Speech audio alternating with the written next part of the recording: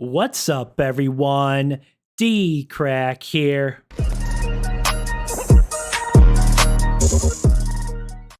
Hey, what's up, guys? So I'm about to check out 3 scary, real Las Vegas horror stories by the one and only Mr. Nightmare. Like always, guys, I'll have a link to the original video down below. So make sure and go check out Mr. Nightmare.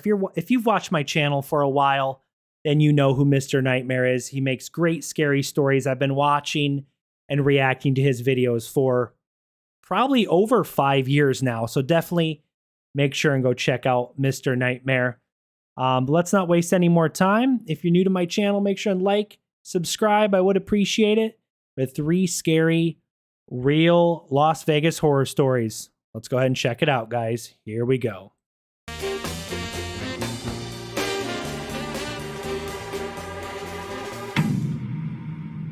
This video is a throwback to a video I did over 6 years ago now with a Vegas theme. Oh, dang. I've been wanting to do another Vegas 6 years? video for a while, and with one of the biggest music festivals in the US coming up in Vegas this week, this seemed like an appropriate time.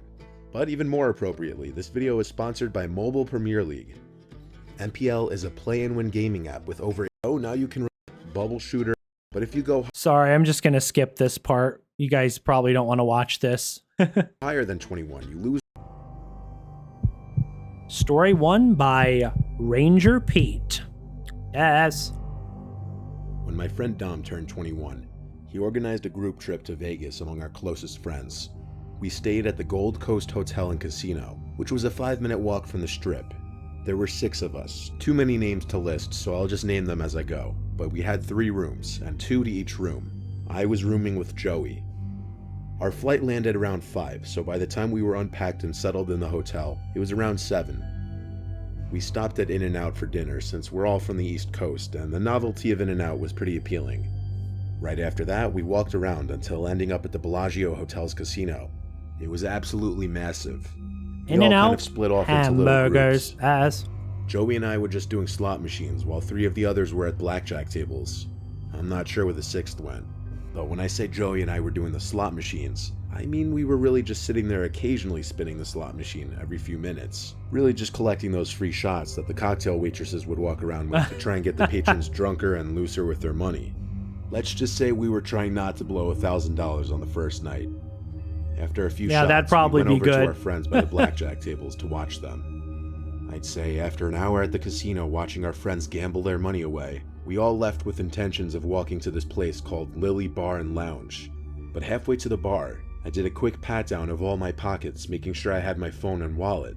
Then I had that mini heart attack when I felt an empty pocket where my wallet should have been. Did someone pickpocket him? Asking my friends if they remember when I had it last. Someone stole None it. of them remembered. Oh no. I asked them to wait for me while I ran back to the Bellagio to check. That's not They good. didn't want to wait though. Joey just gave me his room card and told me to check our hotel if it wasn't at the Bellagio.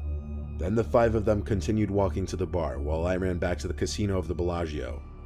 I felt very defeated. Bellagio. I was predicting It's an having interesting lost my name. wallet on the first night, and I would be absolutely screwed if I wanted to get into any bars or clubs. I retraced all my steps in the casino, including checking the seat of the slot machine we were at. Then I checked Lost and Found, but there was nothing. Oh, So man. next I had to try our hotel. I know the feeling. A couple of weeks ago, I couldn't find my wallet, and finally I found it underneath my front seat in my car. It must have fell out of my pocket and somehow got underneath the seat in my car, and it's the worst feeling, you know, for a lady if she loses her purse. You know, for most guys have wallets. And some guys might have purses, you know, say it's 2021, but I personally have a wallet. But when you lose something with money, your bank card, your license, your ID, purse, or a wallet, it's the worst feeling, especially if you're like this guy where you're on a vacation in Las Vegas and then you can't find your freaking wallet. That would absolutely suck. Hotel room. I know what he This was my last shot means. at finding it, and I felt sick to my stomach about it now. I felt this could ruin my entire trip. I ran through the lobby and up the stairs to the 2nd floor where my room was. I got to the door and tried Joey's key card. The card reader flashed red a few times. I wondered if he had a faulty card. I rubbed the What? card with my shirt to remove any smudges or whatever that could be hindering the card reader. On the next try, it beeped and lit green, and I opened the door. I started searching the entire room, throwing clothes out of my suitcase and onto the bed, digging through my suitcase, Oh, and man. tearing through the bed sheets, even though they weren't even slept in yet. I checked under the beds, pillows, on the table, and TV stand, but it was not in there. I collapsed on the bed, literally wanting to cry. Then I thought to maybe call the front desk and ask if it was turned into lost and found. I hate to say, buddy, I think someone pickpocketed you. Someone picked his pocket and stole his wallet. I bet that's what frickin' happened. So I did Oh, just man. that. The desk worker picked up on the third or fourth ring, and I asked if they could check the lost and found for my wallet. She said hold on, then put me on hold for a minute. When she came back, she asked what my name was because apparently lots of people lose their wallets in Vegas. Because they're drunk and gambling. She said something that confused me. She said something along the lines of, "Sir, didn't I speak to you just now at the front desk when you asked me what room number you were in?" What? I asked when she was referring to, and she said within the past 15 minutes. That wasn't possible because I had been gone for nearly 2 hours. I told the lady Someone stole his wallet and his frickin' room key was in the wallet. The person who stole the wallet went to the hotel and said, "What was my room again?" So first they got the wallet, then they have a room key, they find out the room number, and then they go to a random person's hotel room and steal crap in the room too. Yo. That's messed up. That's what happened, I bet. Some random person tried to get either they did or tried to get into their hotel room. I was coming down to the front What? desk, then I hung up. But it made me wonder, just what if? I checked the one closet in the room, and it was empty. Then I looked at the bathroom.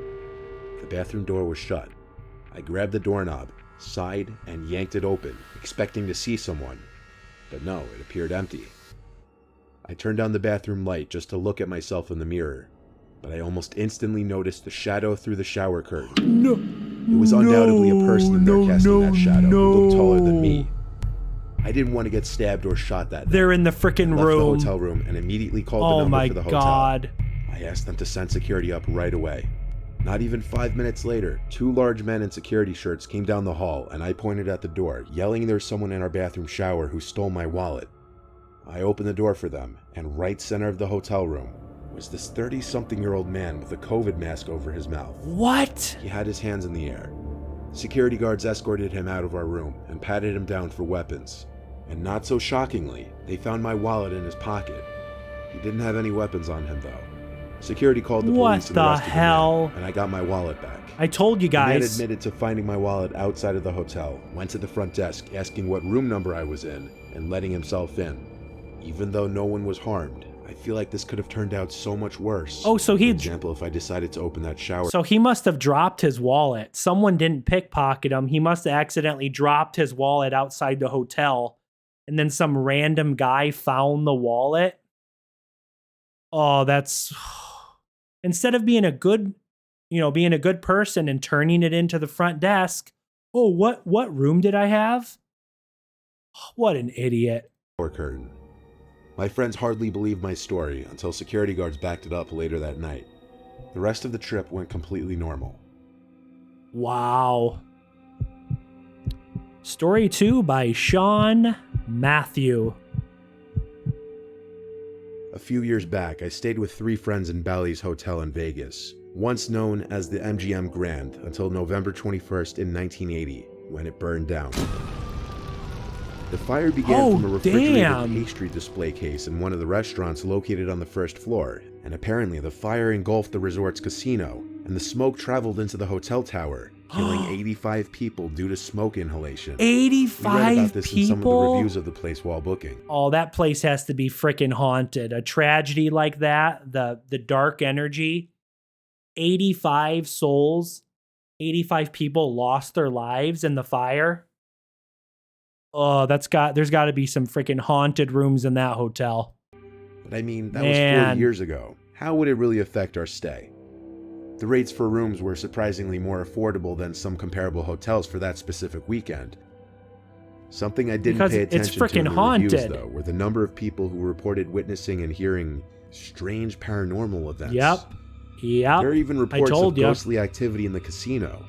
The most common complaint I was seeing from guests was the presence of a smell of smoke and burning, especially on the upper floors, even though there was no one smoking. But I wasn't aware of any of this on our first night there. On our second night there, we went to a couple casinos, then got dinner and went back to the room to regroup before heading back out. Not without stopping at a liquor store for some booze beforehand, so we could all loosen up a little more before Gotta have some out. drinks. After we pre-gamed for a good half hour to an hour, we all called an Uber to Omnia nightclub not too far away. By the time we got there, the liquor was definitely kicking in. And this is where my memory starts getting a little fuzzy. I remember we were waiting online for at least half an hour, and I remember my one friend Alec talking to this group of girls in front of us. Next thing that I really remember was standing at the bar inside the club with my friends trying to order drinks, and I vaguely remember bits and pieces of being on the dance floor, but when I say I blacked out besides that, I'm not exaggerating. The night became a little clearer when I left the club, but according to my friends, I left alone. I somehow made my way back to the hotel and back to the room on the 17th floor.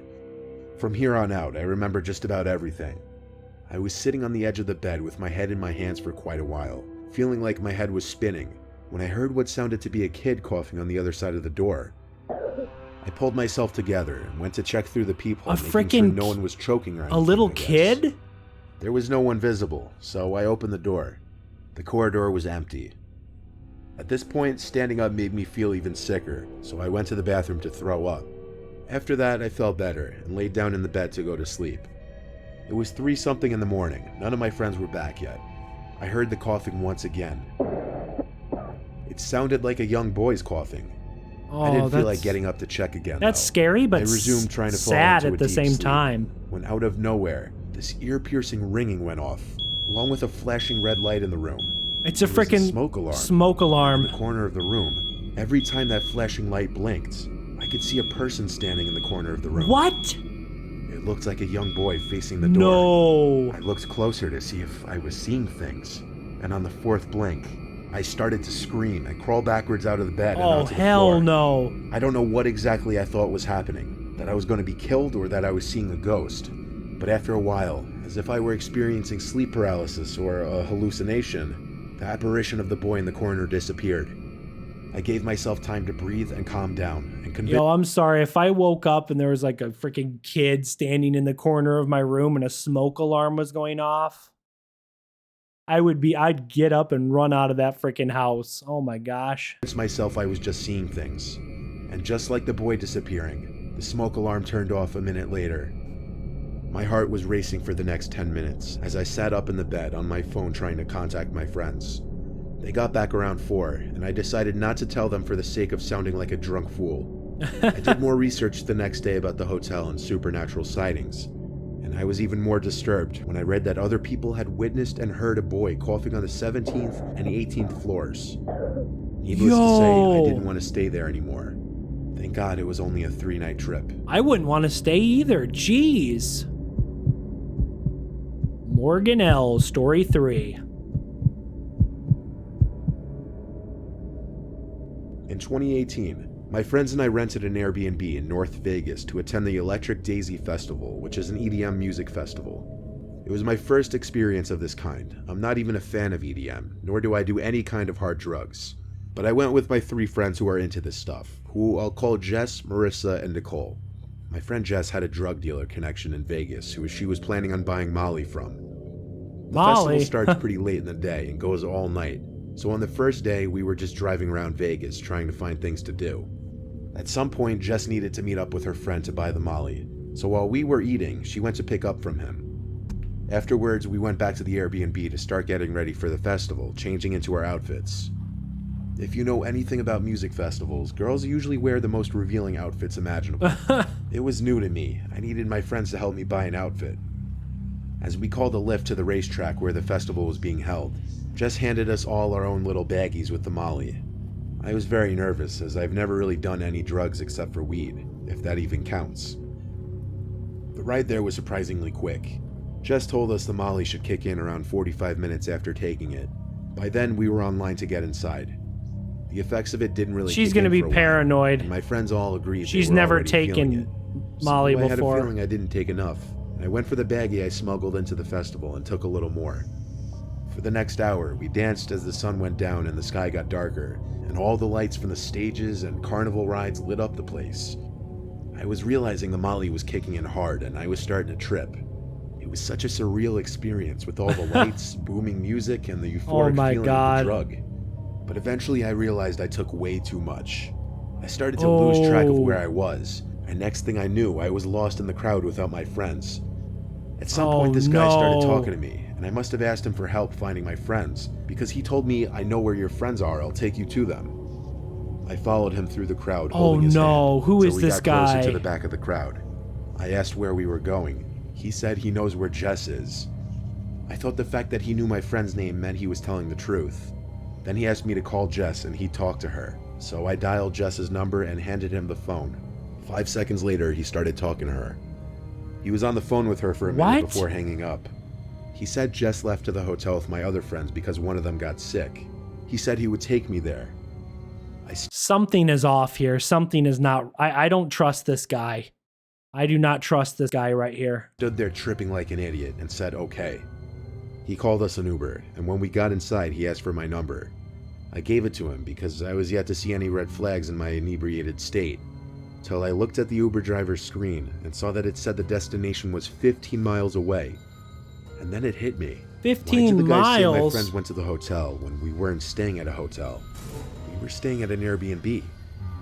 I asked the driver where we were going, and I don't remember what he said, but whatever he said made me realize he was not taking us to the Airbnb. I asked the driver to turn me around, but the guy next to me started claiming he was my boyfriend and I was just incredibly drunk and needed to get home. I started to scream that he's not my boyfriend, that I just met him, and eventually the driver believed me and stopped the car, kicking the guy out. Oh my God. I started to cry and asked the driver to bring me back to the festival. Thank so God I could find for my that, friends. for that He informed me driver. the festival doesn't allow re-entry, so he brought me back to the Airbnb. He waited until he saw that I let myself in using the code, and then I started frantically texting and calling all my friends till one of them picked up. They couldn't hear me on the phone at the festival, so I typed in our group chat what happened. Jess came back to the Airbnb to be with me, while Marissa and Nicole stayed till much later at the festival. I somehow slept like a baby that night, but I woke up the next morning to 3 missed calls and a handful of texts from that guy who tried to most likely kidnap me. The text went as follows. "Hey, did you make it back? Where are you? I'll come to you and help you to your Airbnb." What? Honestly, fuck you for making a scene like that in front of the Uber driver, making me look like some kind of rapist. It goes without saying this guy never knew who any of my friends were, and he never got on the phone with Jess. I most likely told him my friend's name when I asked him for help in finding them. This was my first time doing a hard drug, and it blurred my judgment so much that I almost allowed myself to possibly get kidnapped. That girl is incredibly lucky, and thank God for that driver. Was it an Uber driver, I think? Thank God for that driver, because he kicked that guy out. And the driver actually believed her story. Wow. Well, guys, this was 3 scary real Las Vegas horror stories. I hope you guys enjoyed this reaction. If you did, make sure and smash the like button. Subscribe to my channel if you're new. Leave a comment down below. And until next time, guys, peace.